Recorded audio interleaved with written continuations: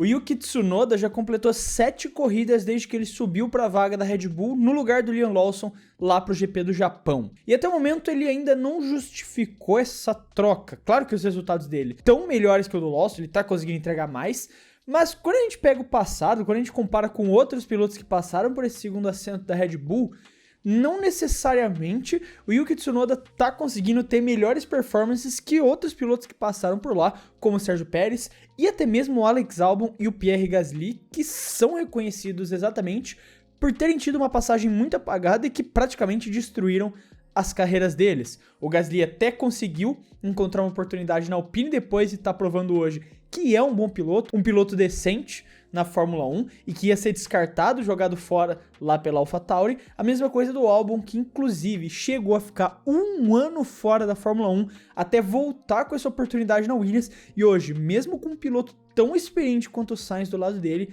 vem sendo o principal piloto da equipe. Agora o Tsunoda, desde que subiu com toda essa ideia de que ele poderia ser esse segundo piloto que a Red Bull finalmente estava procurando ali depois do Sérgio Pérez e das performances bem abaixo que ele chegou a ter no último ano dele, não tá nem conseguindo se classificar pro Q3 direito, que eram os mesmos problemas que eles tinham quando o Pérez estava por lá. E quando a gente compara algumas estatísticas das últimas 7 corridas do Tsunoda com os últimos segundos pilotos que a Red Bull teve, as estatísticas também não jogam muito pro lado do Yuki.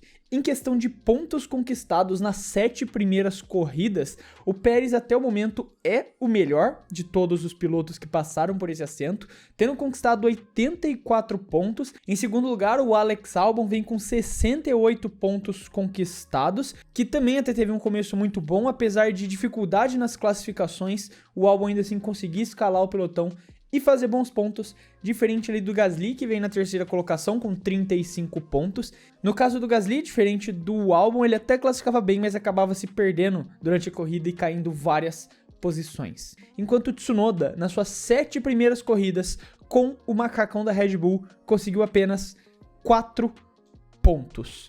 E quando a gente olha para outra estatística, que também é muito importante para a gente entender toda essa situação, que é a questão da posição média de classificação de cada um. Mais uma vez, o Sérgio Pérez lidera essa estatística com uma média de posição de largada de 5,1, ou seja, se a gente considera que principalmente na época que o Pérez estava, você ainda tinha só as grandes 3 equipes, né, que eram Red Bull, Mercedes e Ferrari, a McLaren ainda não fazia parte do bolo, começou a vir fazer só em 2024, então ele sempre se classificava no meio dos 6 pilotos que estavam dentro dessas 3 equipes. Ele estava ali no meio, ele conseguia se classificar competitivamente, pelo menos no seu primeiro ano dentro dessa...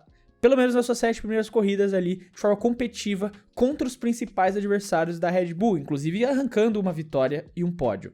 O Gasly se classificava um pouco mais abaixo, ele se classificava em média ali em 8,6, o que já coloca ele um pouco atrás do Big 3 da Fórmula 1, né, McLaren, Mercedes e Ferrari, e na corrida ele acabava caindo algumas posições, ou se mantia, na verdade, nas posições ali, em 8º, 9º, conseguia escalar às vezes para o 7º, 6º lugar. Já o Albon se classificava mal, ele tinha uma média de classificação na posição 13,4, que seria mais ou menos ali 13º lugar, e diferente do Gasly, ele pelo menos conseguia escalar, pelo menos conseguia colocar o carro de volta na zona de pontuação, terminando ele também consistentemente em 5º lugares, 6º lugares.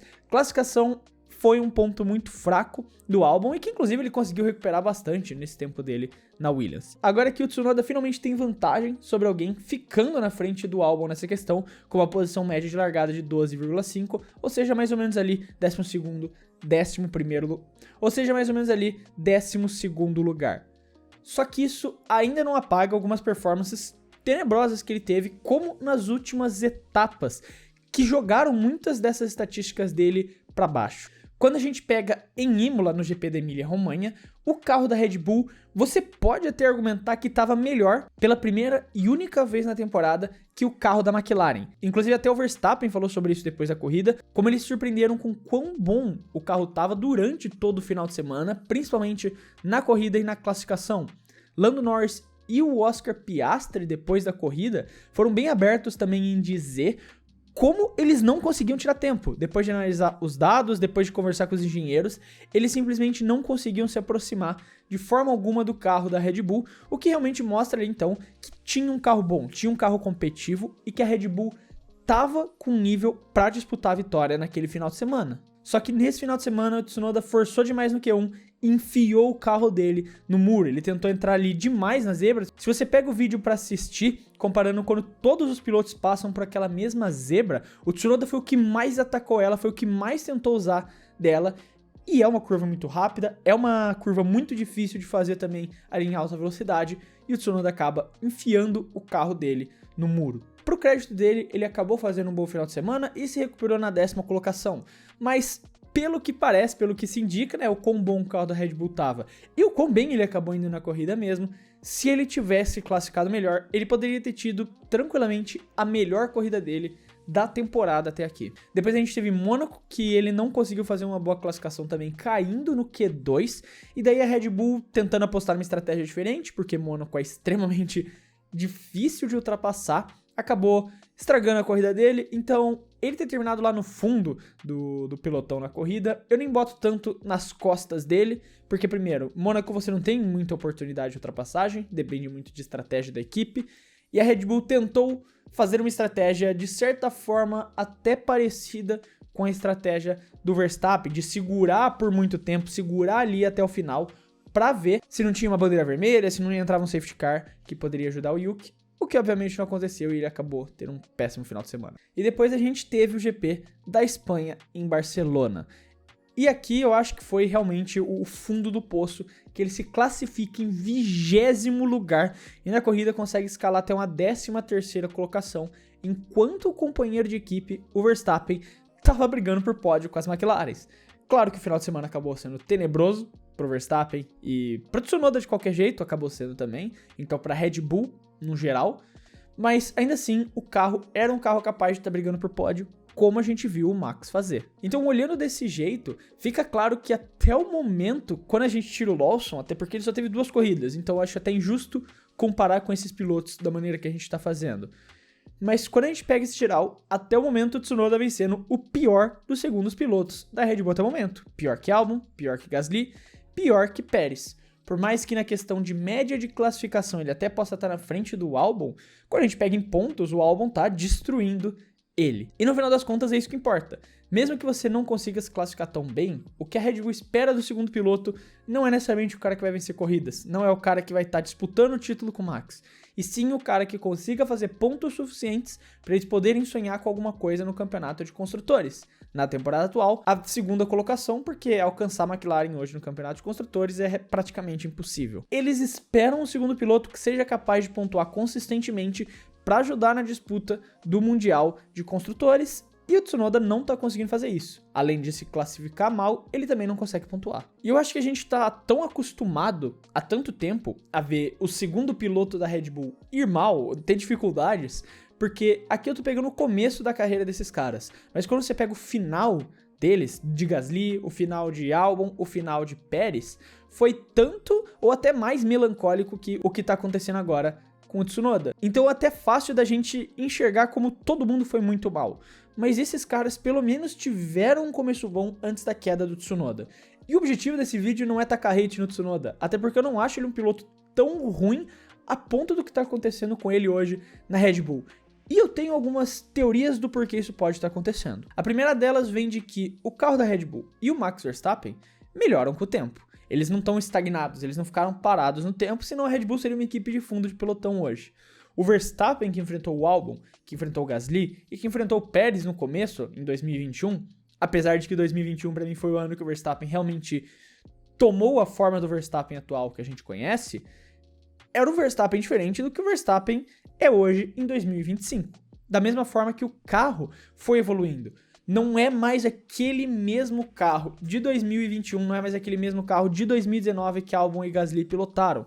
É um carro que evoluiu com o tempo, foi ganhando características novas, foi ganhando modelos novos de pilotagem que os engenheiros, que a equipe técnica dentro da Red Bull foi encontrando como ideal para evoluir esse carro. E que sim, foi tornando esse um carro cada vez mais instável. É um carro rápido.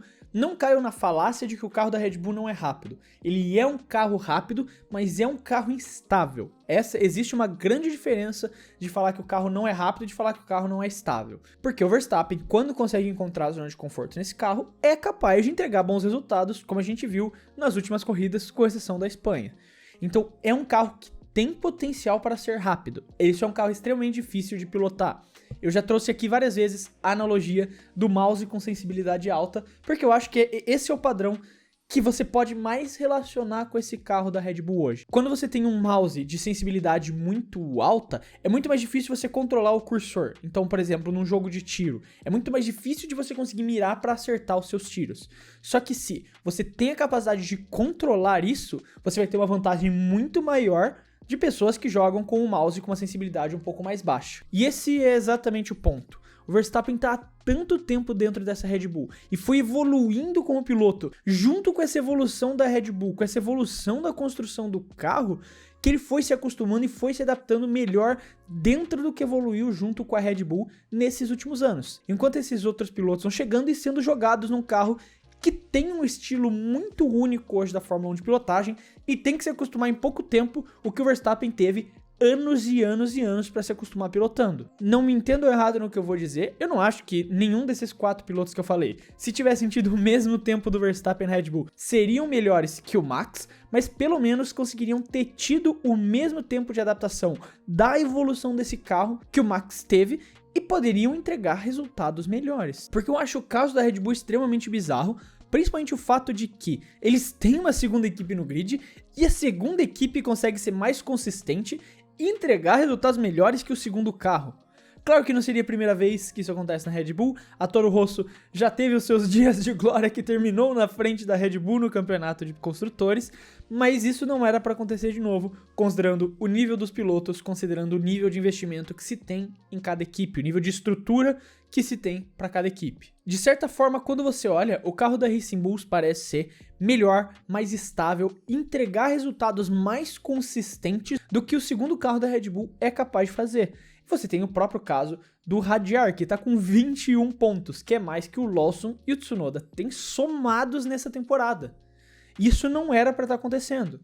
Claro que isso coloca muito nas costas do mérito do Hadjar e o que ele vem fazendo, sendo um ótimo piloto lá na Racing Bulls, mas também levanta esse alerta do que está acontecendo com o segundo carro da Red Bull, porque não era pra estar assim. E isso levanta muito uma teoria da conspiração que eu já comentei em alguns vídeos aqui e que de certa forma tem um fundo de verdade porque ela se baseia em algo que faz sentido, mas a gente não tem nenhuma confirmação oficial. E eu não gosto muito de bater no pé e falar que isso é verdade, até que pelo menos algum jornalista renomado tenha trazido uma história, tenha trazido alguma informação de dentro do paddock que comprove isso. Mas eu acho justo também trazer pra vocês o que é falado para que vocês tenham suas próprias reflexões e pensem o que vocês quiserem sobre isso. Mas é essa teoria de que tem da sabotagem do segundo carro da Red Bull, e não porque a Red Bull chega, o Christian Horner acorda de manhã e fala: hoje eu vou sabotar o Yuki Tsunoda. Não é nesse sentido, mas sim de que, com essa evolução que eu falei pra vocês, que foi acontecendo gradualmente na Red Bull, que tornava o carro mais rápido, só que ao mesmo tempo mais instável, e o Verstappen evoluindo junto com tudo isso, houve um foco muito maior em entender e adaptar o Verstappen ao carro do que há pro segundo piloto com o carro dele. Historicamente, quando a gente pega a Red Bull, eles sempre favoreceram o primeiro piloto, isso é lógico. Na época de Vettel e Webber, mesmo às vezes com o Webber na frente no campeonato mundial, você tinha favorecimentos pro Vettel, você tinha vezes que o Christian Horner passava a mão na cabeça do Vettel em situações polêmicas.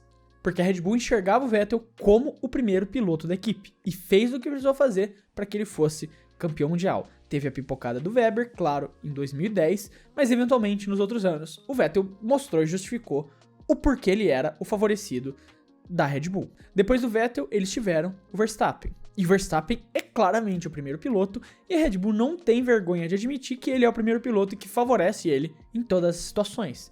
E quando você tem um piloto como o Verstappen, realmente faz sentido.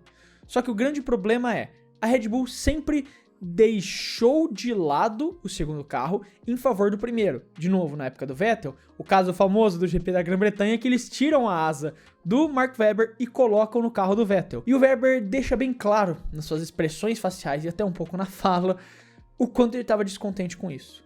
A Red Bull sempre teve essa questão de favorecer o seu primeiro piloto, mesmo que isso custe o segundo.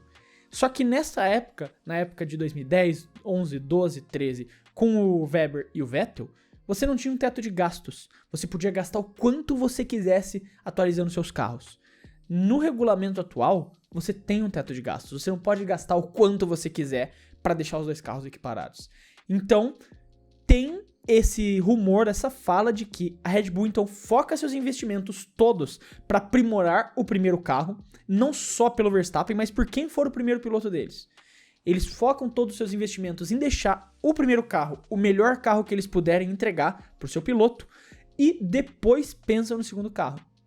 E contribuindo com toda essa questão da evolução, que o Verstappen tá acostumado com a estabilidade desse carro por ter crescido e se desenvolvido nele, mas essa prioridade que se dá no carro do primeiro piloto poderia então justificar o que acontece nesse segundo carro da Red Bull há tanto tempo. Claro que Albon e Gasly já foram numa época em que esse segundo carro não tinha a questão do teto de gastos, ainda tinha os gastos livres, mas o Sérgio Pérez já pegou o período do teto de gastos.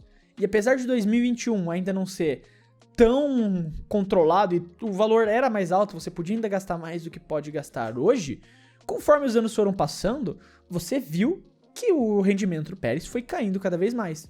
2022, 2023, cada vez mais o Pérez entregava menos do que o Verstappen. O que contribui também com essa narrativa de que 2021 o Pérez começa tão bem, inclusive vencendo corridas, sendo um piloto bem consistente, como a gente viu aqui nos dados, o melhor dos estreantes dos segundos pilotos, mas com o tempo ele vai decaindo. Não em 2021 ainda, mas 2022 e eventualmente em 2023, que é quando tem essa grande queda de performance do Sérgio Pérez.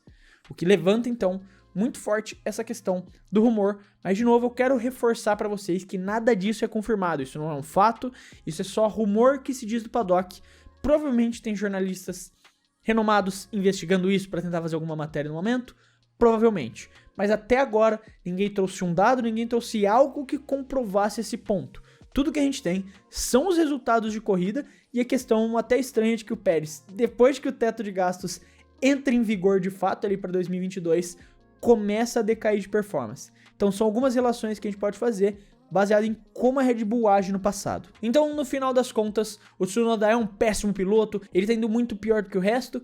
Eu não acho que é certo afirmar nada disso, porque o Tsunoda, ele mostrou que tem qualidade, ele mostrou que tem capacidade, principalmente nesse período dele na Racing Bulls. Ele foi um bom piloto na Racing Bulls.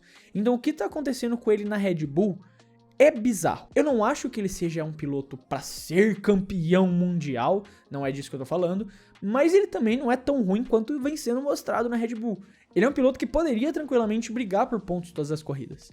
Então, eu realmente vejo todos esses argumentos que eu trouxe, principalmente na questão da evolução do carro, do Verstappen ter se adaptado ao longo da carreira a pilotar esse carro, enquanto outros pilotos só são jogados num carro completamente estável e se espera que eles tenham a mesma performance do Max, ou pelo menos próxima delas, sem dar tempo para que eles se adaptem a isso de fato, é realmente um dos principais motivos que queima os seus pilotos, que queima o nome deles. Nos próximos meses a gente vai ver provavelmente muitos rumores envolvendo o Hadjar subindo para a Red Bull, a questão do Arvid Lindblad, que a Red Bull pediu para que houvesse uma liberação da superlicença dele, porque ele já tem os pontos necessários e ele já tem os 300 km necessários em testes de carro de Fórmula 1 também, ele só não tem ainda idade, porque ele tem 17 anos, e para você ter a superlicença você precisa de 18. Só que então a Red Bull pediu uma licença para a FIA, uma exceção à regra para ele, da mesma forma que a Mercedes pediu para Antonelli.